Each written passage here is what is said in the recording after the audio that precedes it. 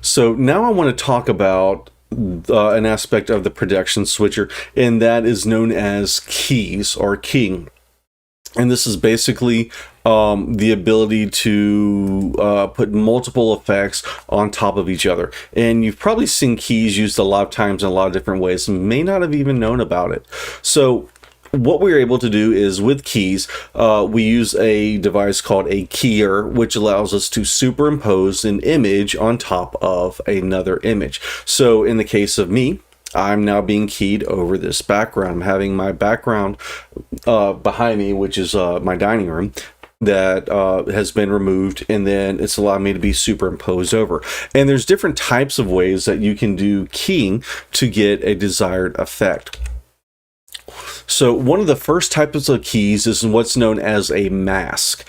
And a mask is a file that's either going to be an image or a video, and it tends to have basically two colors in it, black or white. And the production switcher or the editing software knows that if there's anything that's going to be in the black area, when you lay this image on top of the other, that the black area is going to be removed and you're not going to be able to see it. Anything in the white area will be see-through. So if I take this key image or this mask and put it on top of this image of the rings, it's going to make all of this gray disappear, and then whatever's behind it. So in this case, this video, you're able to see that I'm able to take this image, overlap it on top, and that mask is making sure that you're able to see through it. So with a mask, you're going to be dealing with a source file and a key file, and they don't necessarily have to be the exact same layout. So if I take this mask and I put it over a different video, I may see that video of one image coming through on the background the other. So I could have, with the Olympics, I could have a video of the torch run, so you kind of see people moving around with the torch showing in over this background. Now, another type of keying works much like a mask, but this one's called an alpha channel. And an alpha channel, like a mask, has a layer of transparency, and that is actually embedded inside of the video. And so there are specific file types that can handle an embedded alpha channels. Things like a PNG, an MOV, and AVI can handle that. So if I look at this video here, I've got a channel for red, a channel for green, and a channel for blue, and a channel for alpha. And if you notice, the alpha channel is black and white. So anything that's going to come in this zigzag, which is actually here in the RGB of those three combined, is going to disappear. So if I want to take this rock formation and change the sky, I can use that alpha channel. If I look at this photograph, which is I believe a PNG, I have a dog over a background, I have an alpha channel, and with this alpha channel, it tells me anything that's in this pinkish red is going to disappear. So when I look at the image straight up, I see a dog over grass.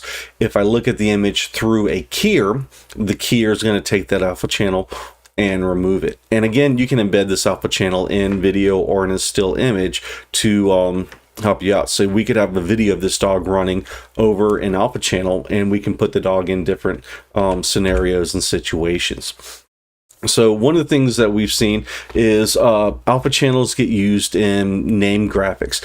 So our character generator has an image that has a name graphic, so I can put some text in. And a lot of times, if you've ever worked with photo editing software, you've probably seen this little gray checkered board.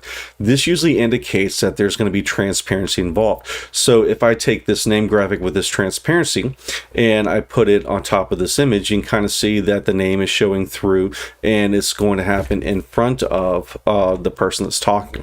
Likewise with our anchors, we're going to have this blue bar graphic that's going to have their name and the date, and so they're able to show that because the character generator has an image that has an embedded alpha channel with it. So supers and name graphics is one of the things that we key many times because it helps relay information.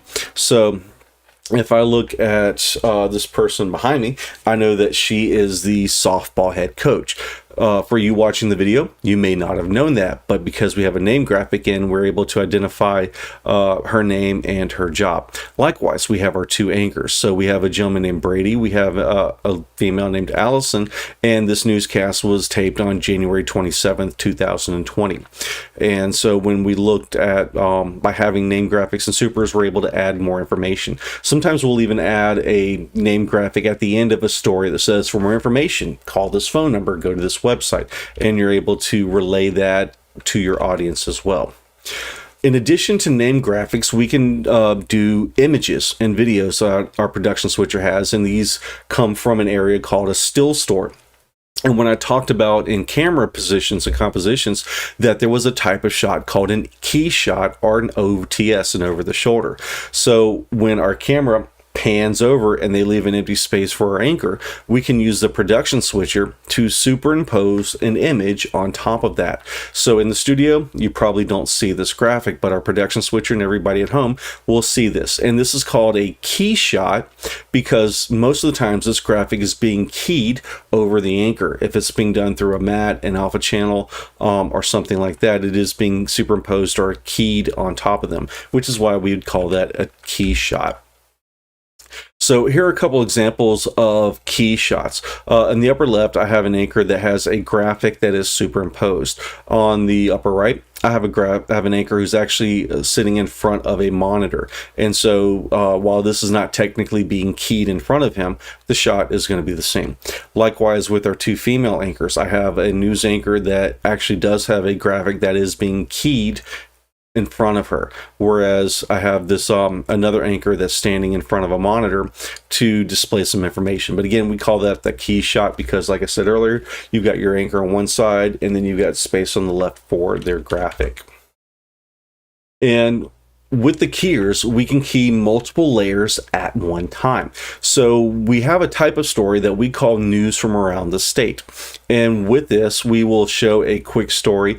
And while the anchor's talking about it, we're going to have a caption that's going to play showing the information that the anchor's reading. We have a graphic that has a locator circle of where the story's happening. So in this particular case, we have a story that's happening in Troy. Well, for people who may not be familiar with Troy, here's where it's located on the map of Alabama. Now, to build this, I've got my anchor set up on a key shot. And so I've got my anchor, I've got an empty space. The next thing I have is my video animation, and this is just a looping, spinning circle, but I have an empty area on the left, and this is where my alpha channel is. So the production switcher knows that if I put this graphic on top of the anchor, this left side will be invisible and the anchor will be seen through. Then the third element I have is a graphic that has a completely transparent background, and I've got text, a picture of the state, the locator name, and the locator circle, and all that was built and saved as a PNG. So when we build the graphic, I'll have my background, we'll put the animation of the spinning circle in front of it, and then we'll have the information from the other graphics. So with our keyers, we can key multiple things at one time to give us better ways to present information and to tell stories. Now, another type of key we have, so we did alpha keys, we did mats, we're also going to do what's known as a chroma key. And a chroma key is where we remove one particular color and replace it with a video, an image, or something else. So in the case of this image, I have a anchor in front of a curved desk, and she's in front of a green background. And the switcher is able to take this color green, this lighter green, this darker green, and it makes it all disappear, and it puts her in front of a virtual set. This graphic does not exist anywhere in the real world. The desk is real, the anchor is real, and that's about it. We created the ceiling, the wall, the television, the map behind her, all in a graphic program, and so that's saved inside the switcher. So by using that chroma key, we're able to create a vast variety of different sets that we can use. And chroma key gets used in a lot of places. So in addition to a virtual set, We may have our anchors who are doing weather. So in the bottom right, we have a weather anchor. You can see him kind of looking at a map with some clouds, and they've removed part of the key. And so what he has is off to the side of the screen, there is a little television that he can see himself and the map, so he knows what he's talking about. You can see chroma key being used in all types of graphics, music, video, entertainment. So here is a musician who's basically sitting on a green block, and they are able to remove the green and make it look like he is now riding a shark that has jet propulsion and some other interesting changes to it.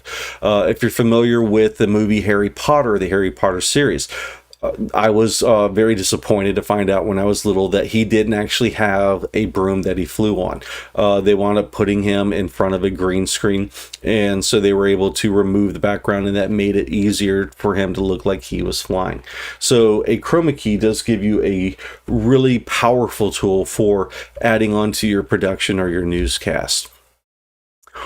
And so a couple things is various shots can be chroma keyed over the still store. So when I was talking about like the virtual backgrounds, all three of these people were over a green wall. This is one of our anchors, Aaron Taylor. He's in front of what looks to be a window looking out over the campus. Well, in reality, he's on a green screen and this window doesn't exist. But we do have a camera that's looking at the campus, and we're able to play that camera into the video behind him, so it looks like he's now right on our main quad shooting, when in fact he isn't. And then an hour later, he moves out of the way, our other anchor moves in, and we change the background. Completely different set. So having these virtual sets saves you a lot of time and a lot of money and a lot of space, because you don't have to constantly build these different sets in the real world. You can just quickly swap them out with a couple of pushes of the button. Now, another type of thing that the production switcher has is what's known as a DVE. This is a digital video effects, and using a keyer we're able to take an image and we can move it in 3 dimensions. So in the case of this upper right picture, you can kind of see that the person has been like pulled back and the graphics kind of been angled, and then it's probably going to fly off the corner of the screen. So having the DVE can give you things like the ability to do a 3D transmission. You also have the ability to change the shape of your image. So if we do a live shot where we go to a person that's out in the field, we can have our 2 anchors who are sitting in the studio, and we can use a DVE to kind of take the top and the bottom down. So we're able to change that a little bit.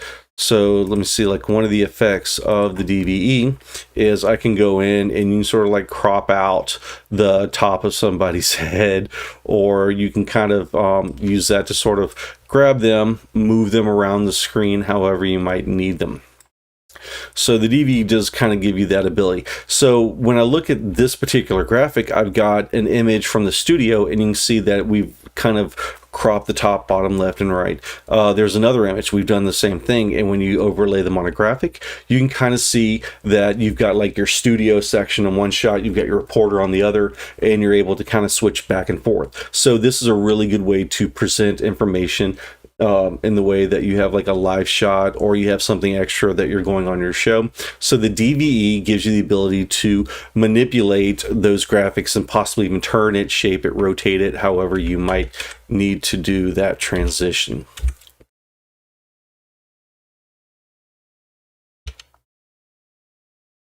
So in this case, we have a live shot. We have a person that's standing out on the court as at a basketball arena, and the anchors are talking to them back at the studio. And so when you go back and you set that up, you can kind of see that we've got our anchors on the left with the graphic that says studio. We've got a reporter on the right at the location. And again, we have our 2 anchors who are able to kind of talk back and forth. And because he has an earpiece and he can hear them and they can hear him, they can have a conversation in real time, even though they're further away. And we're able to put both of them in the screen at the same time using that DVE effect. Now, one of the other advantages of a DVE is you can take a person and shrink it down. As you've already seen in this video, I'm able to take myself and shrink myself down into the corner of the screen using similar to a DVE effect. With this image, I've got an anchor or a talent standing on a green screen, and when we put him in one virtual set, he's an average size. Now in this top image, he's smaller and he's further away. So this actually looks like we have a studio that's 2 floors high and extremely large, when in reality, they've just taken the DVE and they've like shrunken him down, making him smaller, and they've sort of put him in with everybody else. So you kind of like take me, let's shrink me down, and now you can kind of have me at the desk. Hi. So the DVE does give you the ability to pull off some really good effects as far as changing the size, shape, and position of various sources of video, various images, and even live motion action that you have. So that's a quick look at the production switcher with the keyers and the DVEs and how you can combine them to enhance the quality of your production and do things that you couldn't just easily do with a single style camera setup or cinema setup, doing it in real time. So production switcher with keyers and a DVE, you can do